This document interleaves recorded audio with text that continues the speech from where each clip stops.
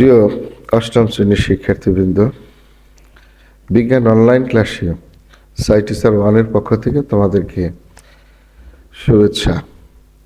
আজকে বিজ্ঞান প্রথম অধ্যায়ে প্রাণী জগতের শ্রেণীবিন্যাসের আমরা যে 9টি পর্ব নিয়ে আলোচনা করেছিলাম, আজকে আমরা বাকি পর্ব অর্থাৎ এনিলিডা থেকে শুরু করব। স্বভাব ও বাসস্থান। পৃথিবীর প্রায় সকল নাতিশীতোষ্ণ উষ্ণমণ্ডলীয় অঞ্চলে এই পর্বের প্রাণীদের পাওয়া যায়, মানে সব অঞ্চলেই পাওয়া যায়। এদের বহু প্রজাতি স্বাদু পানিতে এবং কিছু প্রজাতি অগভীর সমুদ্রে বসবাস করে। এই পর্বে বহু প্রাণী স্যাঁতসেঁতে মাটিতে বসবাস করে। কিছু প্রজাতি পাথর ও মাটিতে গর্ত খুঁড়ে বসবাস করে। এদের সাধারণ বৈশিষ্ট্য হলো দেহ নলাকার ও খণ্ডায়িত। দেখো, এই যে দেহ নলের মতো কিছু এবং খণ্ড খণ্ডযুক্ত, এই যে খণ্ড খণ্ডযুক্ত। নেফ্রেডিয়া নামক রেচন অঙ্গ থাকে। নেফ্রেডিয়া নামক, এটা রেচন ভুল উঠেছে, নেফ্রেডিয়া নামক রেচন অঙ্গ থাকে। তাইলে রেচন হবে, তাহলে এনিলিডা পর্বের প্রাণীদের রেচন অঙ্গকে নেফ্রেডিয়া বলা হয়। প্রতিটি খণ্ডে সিটা থাকে, কিন্তু এই যে দেখতেছি যোগ, এই যোগে কিন্তু আবার সিটা থাকে না। সিটা চলাচলে সহায়তা করে, যেমন কেঁচো যোগ। তারপরে আসো দেখি আর্থ্রোপোডা পর্ব, স্বভাব ও বাসস্থান। এই পর্বটি প্রাণী জগতের সবচেয়ে বৃহত্তম পর্ব। এরা পৃথিবীর প্রায় সর্বত্র সকল পরিবেশে বাস করতে সক্ষম। পৃথিবীতে সবচেয়ে বেশি প্রাণী হলো এই আর্থ্রোপোডা পর্বের। এদের বহু প্রজাতি অন্তঃপরজীবী এবং বহিঃপরজীবী হিসেবে বাস করে। বহু প্রাণী জলে, স্বাদু পানি ও সমুদ্রে বাস করে। এ পর্বের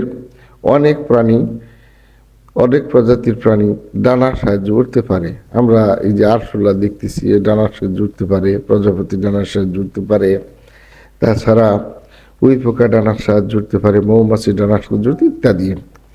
তো সাধারণ বৈশিষ্ট্য যদি আমরা দেখি, দেহ বিভিন্ন অঞ্চল বিভক্ত ও সন্ধি যুক্ত উপাঙ্গ বিদ্যমান। দেহ বিভিন্ন অঞ্চলে বিভক্ত মানে হলো, দেখো মস্তক, এদের মস্তক থেকে এখানে বক্ষ, উদর, এই 3টি অংশ বিভক্ত। মাথায় একজোড়া পঞ্জাকি ও অ্যান্টেনা থাকে। এই যে এটা হলো অ্যান্টেনা, এই যে এটা হলো অ্যান্টেনা, এবং পঞ্জাকি হলো চোখ, সেখানে চোখের ভিতরে অসংখ্য চোখ থাকে, সেটা হলো পঞ্জাকি। নরম দেহ কাইটিন সমৃদ্ধ শক্ত আবরণী দ্বারা আবৃত থাকে। তাহলে এই নরম দেহ থাকে, কাইটিন সমৃদ্ধ শক্ত আবরণী দ্বারা এইটা আবৃত থাকে, অর্থাৎ নরম দেহ, এটাকে কাইটিন দ্বারা তৈরি। দেহে রক্তপূর্ণ গহ্বর হিমোসিল নামে পরিচিত, অর্থাৎ এদের যে রক্তটা আছে সেটা এখানে থেকে হিমোসিল থাকে। সেই হিমোসিল, এই জন্য এদের রক্ত লাল দেখায় না, হিমোগ্লোবিন হলে লাল দেখাতো, কিন্তু এখানে হিমোসিল আছে। উদাহরণ হলো প্রজাপতি, চিংড়ি, আরশোলা, কাঁকড়া ইত্যাদি। এরপরে আসো দেখি মলাস্কা, স্বভাব ও বাসস্থান। এই পর্বের প্রাণীদের গঠন, বাসস্থান ও স্বভাব বৈচিত্র্যপূর্ণ। এরা পৃথিবীর প্রায় সকল পরিবেশে বাস করে। প্রায় সবাই সামুদ্রিক এবং সাগরের বিভিন্ন স্তরে বসবাস করে। হ্যাঁ, সমুদ্রের তীরে যদি তোমরা, অর্থাৎ কোনো সমুদ্রে সি বিচ, কক্সবাজার, বিভিন্ন সি বিচে যদি যাও, তাহলে অসংখ্য ধরনের শামুক, ঝিনুক তোমরা দেখবে। এই শামুক, ঝিনুকে কিন্তু মলাস্কা পর্বের অন্তর্ভুক্ত প্রাণী। কিছু কিছু প্রজাতি পাহাড়ি অঞ্চলে, বনে জঙ্গলে ও স্বাদু পানিতে বাস করে। সাধারণ বৈশিষ্ট্য, দেহ নরম, বিয়ের বীজে যদিও এটার বাইরে শক্ত আবরণ আছে, কিন্তু বিয়ের ভিতরে দেহ নরম। নরম দেহটি সাধারণত শক্ত খোলস দ্বারা আবৃত থাকে, শক্ত খোলস দিয়ে আবৃত থাকে, এই জন্য নরম দেহটি খোলসের কারণে রক্ষা পায়। পেশিবহুল পা দিয়ে এরা চলাচল করে। দেখো, সুন্দর নরম পেশিবহুল পা। ফুসফুস বা ফুলকার সাহায্যে শ্বাসকার্য চালায়। উদাহরণ শামুক, ঝিনুক। তোমরা শামুক এবং ঝিনুক এই পর্বের প্রাণী, অর্থাৎ মলাস্কা পর্বের প্রাণী। তারপর হলো একাইনোডার্মাটা, স্বভাব ও বাসস্থান। এই পর্বের প্রাণী সামুদ্রিক, এরা সবাই সামুদ্রিক। পৃথিবীর সকল মহাসাগর এবং সকল গভীরতায় এদের বসবাস করতে দেখা যায়। এদের জলে এদের স্থলে বা মিঠা পানিতে পাওয়া যায় না। অর্থাৎ আমাদের উপরে যেখানে লবণাক্ত পানি নাই সেখানে এদের কখনো পাওয়া যায় না। এরা অধিকাংশ মুক্তজীবী, মুক্তভাবেই ঘুরে বেড়ায়, দলবদ্ধভাবে এরা ঘুরে বেড়ায় না।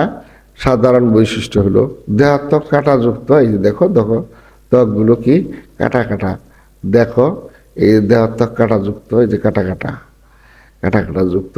তো যাই হোক, আসো দেখি কাঁটাযুক্ত।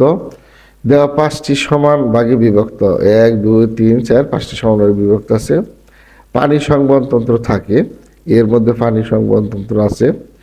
নালীপথের সাহায্যে চলাচল করে এরা, এর মধ্যে নালীপথ এইগুলোর সাহায্যে এরা চলাচল করে।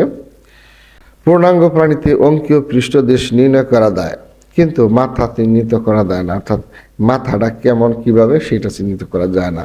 যেমন তারা মাছ, সমুদ্র শসা ইত্যাদি।